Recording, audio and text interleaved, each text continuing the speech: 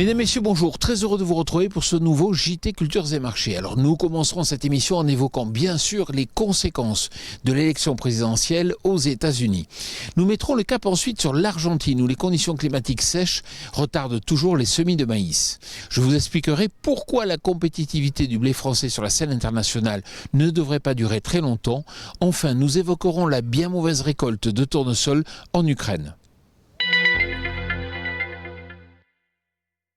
Les élections américaines qui se tenaient cette semaine, vous le savez, plongent les opérateurs dans l'incertitude.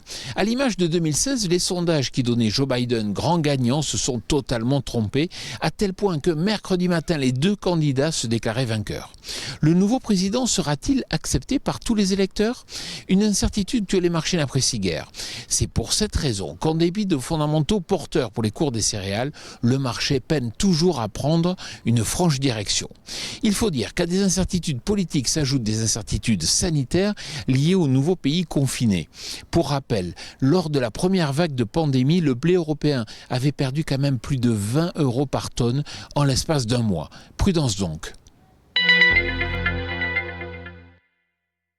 L'Argentine a semé à peine 30% de ses maïs à fin octobre, avec 6,3 millions d'hectares seulement emblavés. Habituellement, 34% des maïs sont ainsi semés à cette même période, en moyenne quinquennale.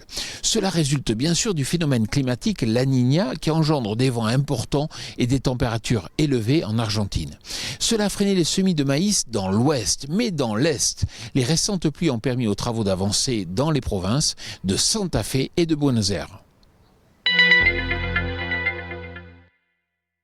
Le blé français FOB-Rouen est 7 ou 8 $ moins cher que le blé ukrainien ou que le blé russe. Alors cette situation est totalement anormale au vu des faibles disponibilités de blé présents dans l'Hexagone. En effet, la France enregistre cette année sa plus basse production depuis 2016.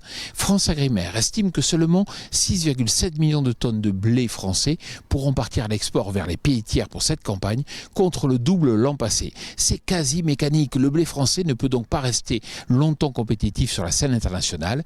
Reste à savoir si on va assister à une hausse du blé français ou à une baisse du blé d'origine mer Noire.